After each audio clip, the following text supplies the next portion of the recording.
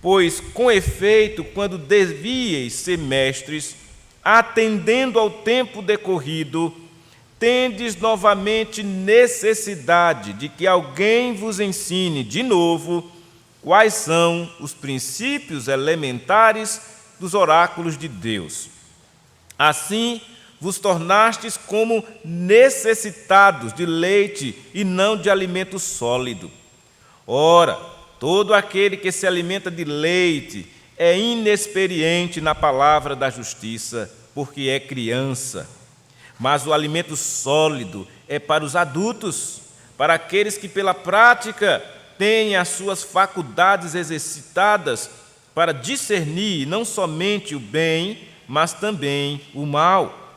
Por isso, pondo de parte os princípios elementares da doutrina de Cristo, deixemo-nos levar para o que é perfeito, não lançando de novo a base do arrependimento de obras mortas e da fé em Deus, o ensino de batismos e da imposição de mãos, da ressurreição dos mortos e do juízo eterno. Isso faremos, se Deus permitir. Então vejam, irmãos, os hebreus a quem esta carta é dirigida são judeus que se tornaram cristãos, mas agora estão pensando seriamente em deixar tudo e voltar ao judaísmo. O apóstolo, o escritor desta carta, acaba de adverti-los que, se não continuarem na vida cristã até o fim, eles estarão perdidos e em trevas eternas. Então, ele não poupou palavras ao falar da apostasia, que nós já vimos, insistiu que eles se expusessem à palavra de Deus e continuassem olhando para o Senhor Jesus Cristo, buscando-o como sumo sacerdote, conforme nós vimos no texto anterior, aqui de 5, de 1 a 10. Eram para eles continuarem firmados em Cristo, o sumo sacerdote perfeito. Então o apóstolo vem explicando para eles que em Jesus tudo está consumado. As práticas religiosas do passado, aquilo que eles aprenderam quando ainda não conheciam a Cristo, religiosamente falando, tinham que ser deixados para trás. Eles precisavam avançar. E aí, por isso que a temática é sobre progressão espiritual ou maturidade espiritual. Esse é o ponto-chave aqui do texto. Aqueles irmãos não estavam progredindo espiritualmente. E por que não estavam? Por estarem abandonando aquilo que era importante para eles preservar essa condição que eles haviam recebido. Vejam, Paulo vai fazer, o autor dos Hebreus, ele vai fazer primeiro uma repreensão. Do versículo 11 até o versículo 13, aí ele faz uma repreensão, ou 14, incluindo. Que repreensão que ele está fazendo? Ele está dizendo, olha, irmãos, a esse respeito temos muitas coisas que dizer e coisas difíceis de explicar. Do que ele está falando? Do texto anterior, que está falando de que Jesus era sumo sacerdote, segundo a ordem de Melquisedeque. Isso para o judeu era algo acima do entendimento deles. O que significava isso? Ser Jesus um sumo sacerdote segundo a ordem de Melquisedeque. Ele já havia explicado anteriormente que isso significava que Jesus era um sacerdote eterno. Jesus exercia uma função porque ele era perfeito, diferente do sacerdócio levítico, do sacerdócio humano, meramente humano, de Arão e todos os seus filhos e da tribo de Levi. Esse sacerdócio de Cristo seguia uma ordem diferente da ordem levítica. Era a ordem segundo Melquisedeque, ou seja, o sumo sacerdócio de Cristo era eterno. Mas eles então estavam talvez sem entender isso, e era difícil apreender isso, essa condição na mente daqueles homens, daqueles judeus. No entanto, ele disse, são difíceis de explicar, porquanto vos tendes tornado tardios em ouvir. Então, eis aí o problema. Aqueles hebreus, eles estavam dificultando o entendimento em razão de que eles eram tardios em ouvir. O que significa isso? Não davam devido ouvido àquilo que se estava ensinando. Eles rejeitavam a doutrina. De que maneira? Não de maneira abertamente, mas simplesmente a palavra vinha para eles, eles não davam o devido ouvido que deviam dar. Não cuidavam de manter e perseverar firmes e continuar firmes naquilo que eles acabavam de ouvir. E aí, então, o autor vai dizer, pois, com efeito, quando devia ser mestres, ou seja, pelo tempo que eles já estavam ali na igreja, convivendo, aprendendo, já deviam ser mestres, ou seja, já deviam conhecer bastante a doutrina, o ensino dos apóstolos. Lembram quando ele escreveu lá o livro de Atos? Como é que os irmãos lá faziam da igreja primitiva? Perseveravam de que forma? Na doutrina dos apóstolos. Então, o que é que os hebreus estão fazendo?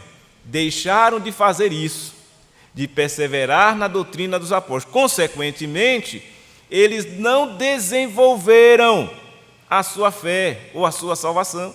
Não desenvolveram. Aquilo que Paulo fala para os filipenses, desenvolvei a vossa salvação com temor e tremor. Então os hebreus também aqui não estavam fazendo isso, desenvolvendo.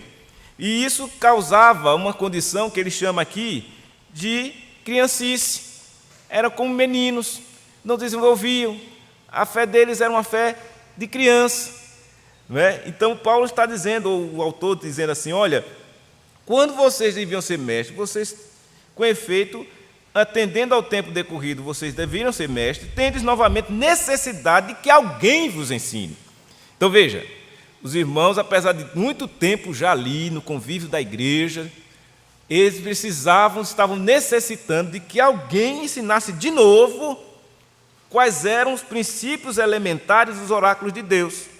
Ou seja, eles precisavam entender coisas básicas da fé, que pelo tempo que eles já tinham de igreja, não era mais necessário isso. Já eram para eles se tornarem mestres, ou seja, já era para eles ensinar a outros, e não para precisar ainda aprender. E essa era a questão aqui. Então, as pessoas estavam lá na igreja, mas não estavam desenvolvendo, estavam estagnados, estavam sendo, por isso que se tornaram vulneráveis pelos falsos mestres, por isso que se tornavam vulneráveis para dar ouvidos a doutrinas que eram contrárias à doutrina que os apóstolos ensinavam. Vejam, irmãos, que essa situação não se resume apenas a esse tempo lá que o autor escreveu a carta aos Hebreus. Quantos hoje nas igrejas, de modo geral, estou falando, se passa numa situação dessa?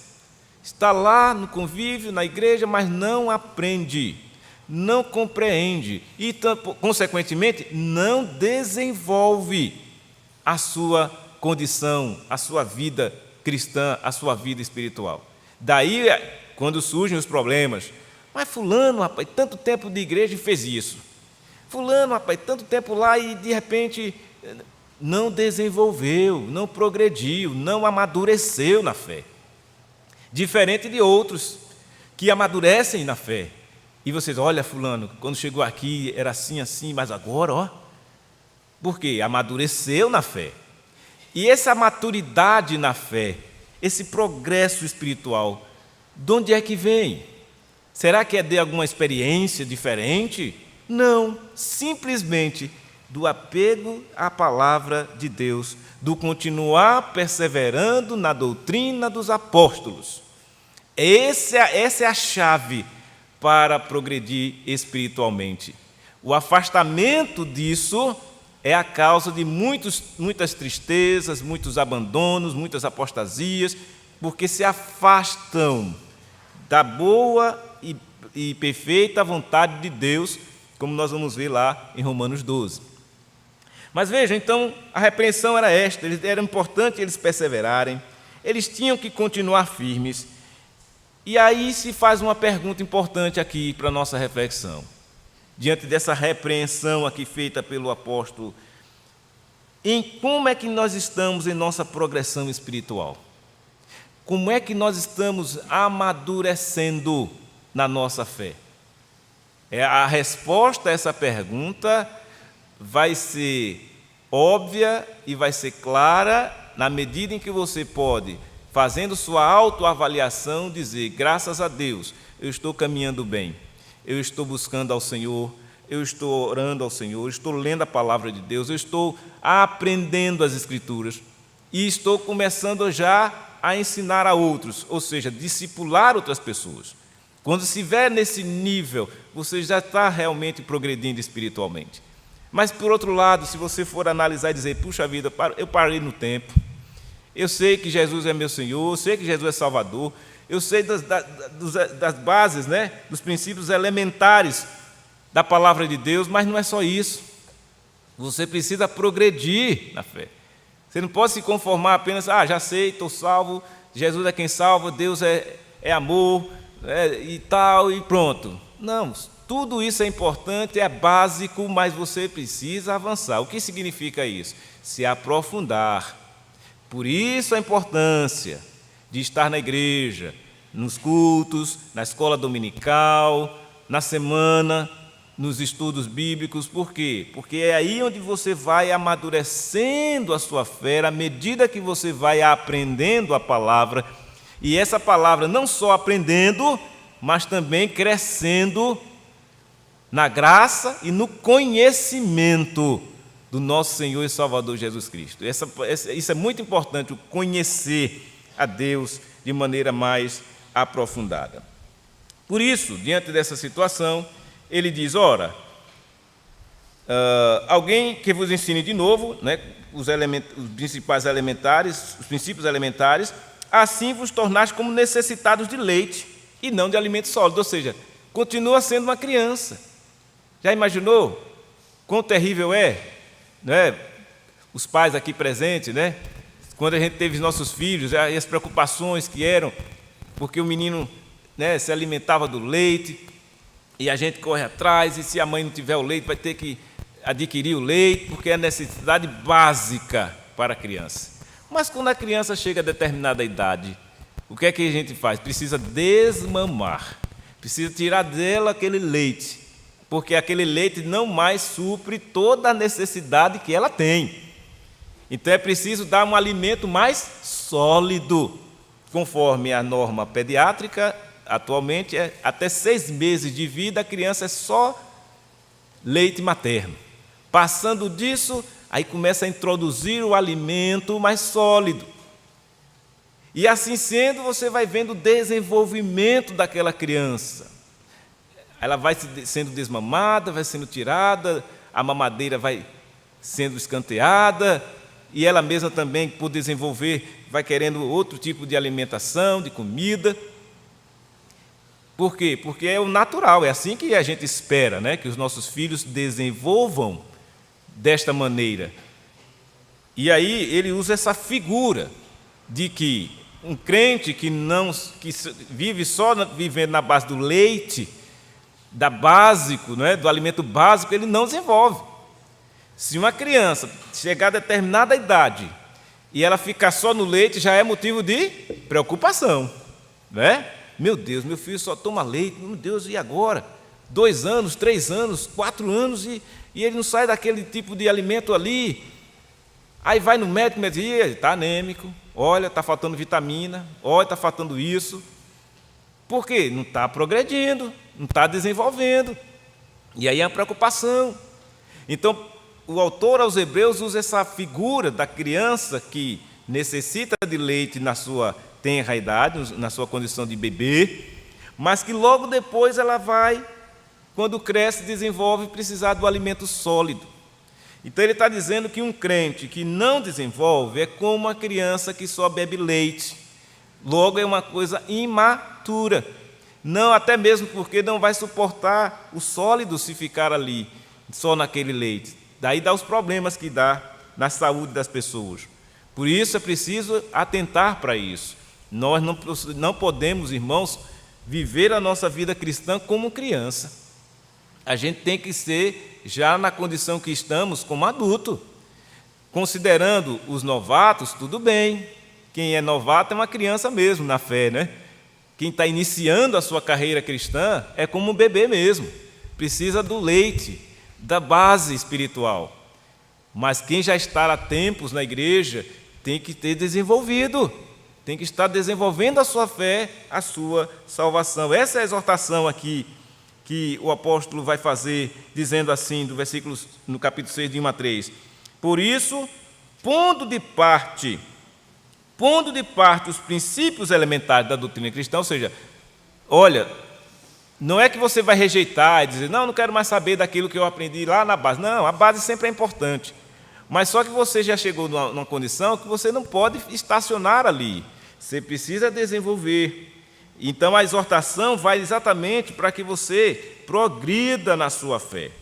Ele mostrou primeiramente que os cristãos lá de Hebreus não estavam progredindo, por isso estavam sendo facilmente atraídos a voltar à religião passada. Imagina a situação que já aconteceu com algumas pessoas. A pessoa disse que se converteu, veio à igreja, né, pode ser batista, presbiteriana ou Assembleia de Deus. Aí já aconteceu. De repente a pessoa vai, de repente, vou voltar para o catolicismo. Um exemplo. Vou voltar para o catolicismo. A igreja aí ainda usa aquele argumento frajuto, né? A igreja que Jesus deixou. Vou voltar para lá. E volta para a idolatria. Volta para aquela situação toda que já foi explicada, que todo mundo, né, é elementar. Biblicamente falando, não tem nem cabimento uma pessoa dizer que conheceu a Cristo, né, que participou da igreja de Cristo e de repente volta para aquela situação religiosa que não tem nada a ver com Cristo. Mas infelizmente acontece. Aí a pergunta é: será que aquela pessoa foi verdadeiramente salva? Será que a fé que ela teve, que diz ter, foi verdadeira em Cristo? E eu posso afirmar, sem medo de errar, que quem verdadeiramente se converteu a Cristo não volta para uma situação dessa, não volta. Isso acontece por aqueles que aparentemente abraçou a fé, e nós já vimos casos assim na Bíblia. Lembram lá de Atos de Simeão, o mágico? O mágico disse que, o texto diz lá, ele abraçou a fé, foi batizado, e de repente o que ele disse? Queria subornar os apóstolos para dar o poder para ele fazer o que os apóstolos estavam fazendo. E qual foi a repreensão que Paulo deu àquele homem? Arreda-te, Satanás. Ele estava possuído pelo demônio, estava querendo comprar o poder de Deus. Está vendo? Mas aparentemente aquele homem estava lá, se inseriu na igreja, recebeu o batismo e tudo. Por isso que aqui no texto nós vamos ver coisa muito interessante, né? E uma primeira exortação que nós devemos guardar aí, nessa advertência séria que está sendo feita, é que nós não devemos estar satisfeitos em permanecer neófito na doutrina.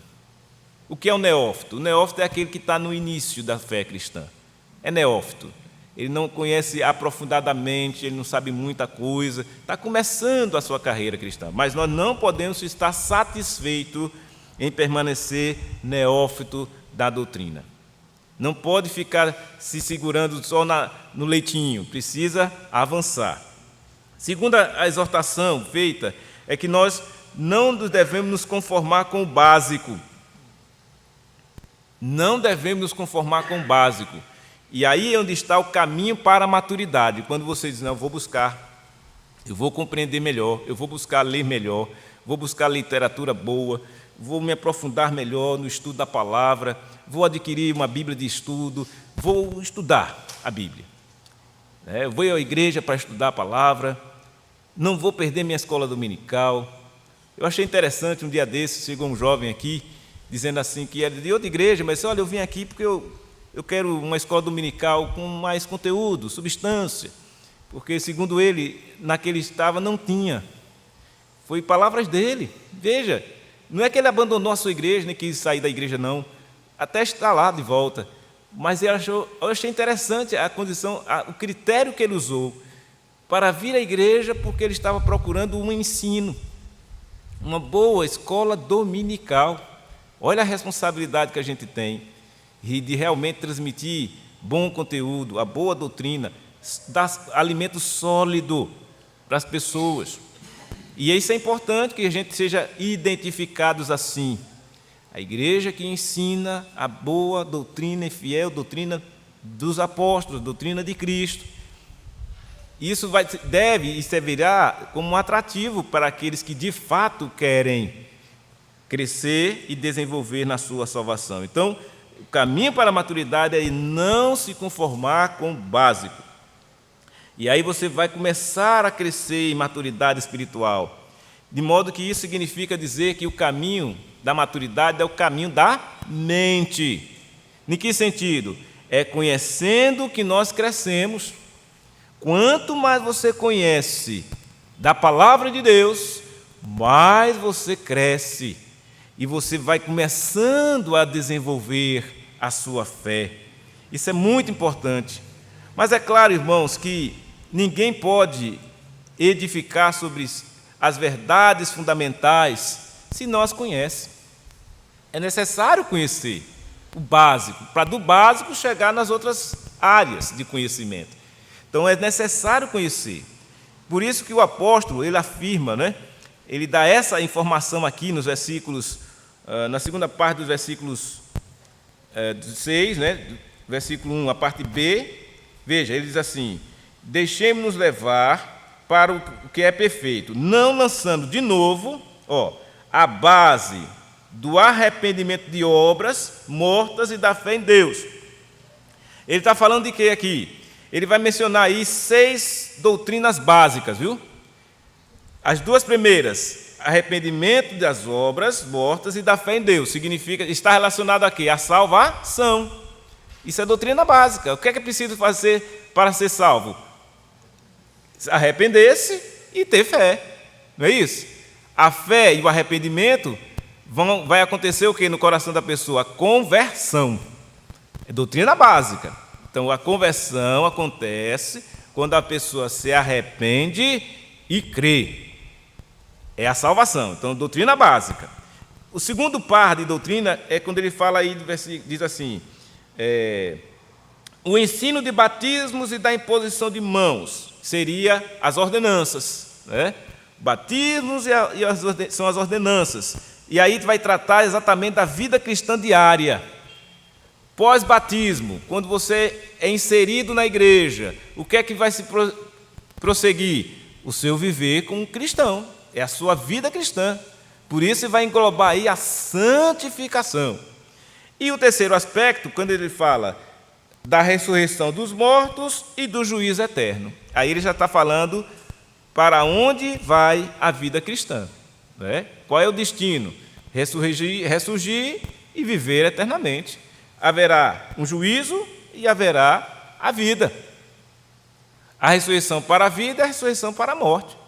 Haverá para o bem ou para o mal. Isso já está dito nas Escrituras. Então, são 6 pares, ou 3 pares, melhor dizendo, de doutrina, que dá 6, relativo à base da fé cristã.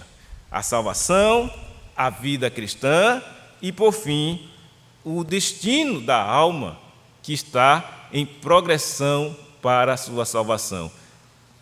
Em progressão, santidade plena na eternidade.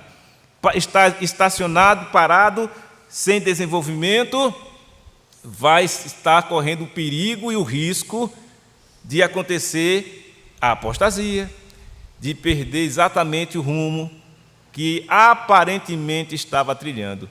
Esse é o assunto da próxima parte do texto que vamos estudar quando falarmos dos perigos espirituais aí, a partir do versículo 4 que vem a seguir. Então, até aqui nós estamos vendo que há uma séria advertência, sim, na palavra de Deus para nós. A primeira advertência séria é repreensão da parte do apóstolo de que aqueles irmãos ali, os hebreus, não deveriam parar, estacionar no tempo. Eles deveriam continuar progredindo. E como é que isso acontece? Como há progressão? Pelo conhecimento da palavra e pela prática da vida cristã. No exercício da praticidade, de botar em prática aquilo que você aprende. É assim que você cresce e desenvolve. Se você ficar entrando no ouvido a palavra e saindo pelo outro, vai estacionar, vai ficar só no leite, não desenvolve. Você precisa absorver a palavra e colocar em prática.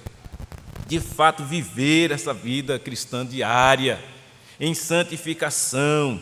E assim você vai estar se satisfazendo em Deus, em Cristo. E isso vai trazer uma alegria ao coração. Seu coração, o coração do nosso Deus, ao coração da igreja. Veja como Paulo, ele orientou os irmãos da igreja de Roma, né, aos romanos, dizendo assim com relação à nova vida que se tinha. Romanos 12. Rogo-vos, pois, irmãos, pelas misericórdias de Deus, que apresenteis o vosso corpo por sacrifício vivo, santo e agradável a Deus, que é o vosso culto racional. E não vos conformeis com este século, mas transformai-vos pela renovação da vossa mente, para que experimenteis qual seja a boa, agradável e perfeita vontade de Deus.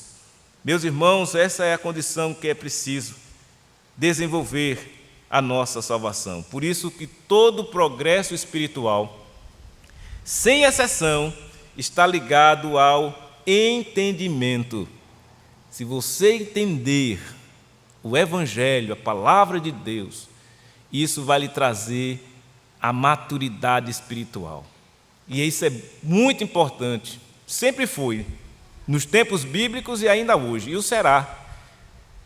Porque o que nós percebemos em muita gente é isso, é a falta do entendimento espiritual correto, bíblico, fiel. Eles dão ouvidos a tanta coisa, mas a simplicidade do Evangelho passa longe. Os elementos básicos da fé ele até tem. Eu sei, é Jesus quem salva mesmo. Mas a falta de profundidade, de progresso, de entendimento, ou de más interpretações, acabam trazendo um descuido na vida dessas pessoas. E aí ela fica vulnerável, espiritualmente falando. O que significa isso? Vulnerável é aquele que a pessoa que não tem a segurança, não está seguro, a ponto de elas pensarem assim: eu estou salvo, mas será que eu não posso perder? Será que alguém que, como é, aí questiona doutrinas básicas da fé cristã, quando na verdade deveriam estar tranquilos. Tranquilos. Ora, se Deus fez assim, quem sou eu para questionar? Ora, se Deus, pela sua graça infinita, maravilhosa, bendita, nos escolheu para si, não sou eu que tenho que dizer para Deus por que o Senhor fez isso. Não, eu tenho que dizer: Senhor, obrigado. Né? Se Deus nos chamou para sermos santos, temos que ser santos. Eu não posso brigar contra isso e dizer: não, Senhor, eu sou pecador humano, eu não posso ser santo. Não, você precisa ser, porque Deus lhe chamou para ser. Se você foi tirado das trevas para a luz, se você foi salvo pela graça, mediante a fé em Cristo Jesus, você não pode dizer: não, eu sei disso, mas o quê? Progrida, adiante, se aprofunde, estude, leia, atente para a palavra de Deus. Não fique se debatendo com ela. A palavra de Deus é maravilhosa. Eu gosto demais da Bíblia porque não tem coisa melhor, não. Quando eu vejo pessoas colocarem assim, por exemplo, tem gente que fica questionando a salvação, por exemplo, diz assim: não, tem gente que fica se debatendo: não, Jesus morreu para salvar todo mundo. Aí vem outro: não, Jesus não morreu para salvar algumas pessoas. Aí eu digo: mas rapaz, foi Jesus quem disse, está lá no texto. Jesus nasceu para salvar quem, irmãos? O seu povo. Então como é que eu vou chegar e dizer: não, Jesus vai salvar todo mundo? Todo mundo, vamos salvar Itabaiana toda para Jesus. Como? Se Jesus veio salvar o seu povo. O que eu não posso fazer é limitar ou parar, estacionar e deixar de pregar o Evangelho. Isso eu não posso deixar de fazer. Porque o mesmo Jesus que veio salvar o seu povo disse: agora ide pregar o evangelho a toda criatura. Porque o salvar é dele. É ele quem vai salvar. Mas como é que ele escolheu salvar? Ele chama o seu povo, a sua igreja, e diz: agora vocês, desenvolvendo a sua salvação, vai e pregue, ensine. Não podemos estacionar, se ficar só na criancinha, só no leite. Eu não sei falar de Jesus para ninguém. Como? Então você está no leite ainda. Precisa desenvolver. Do recém-convertido até a gente entende. Ele está conversando a sua fé, não conhece mesmo muito, nada aprofundadamente, mas aqueles que já têm uma carreira cristã, essa carreira precisa ser progressiva. Vocês precisam desenvolver. Não fiquem estacionados, senão vocês vão ficar vulneráveis. E aí onde está a advertência da palavra. Progridam.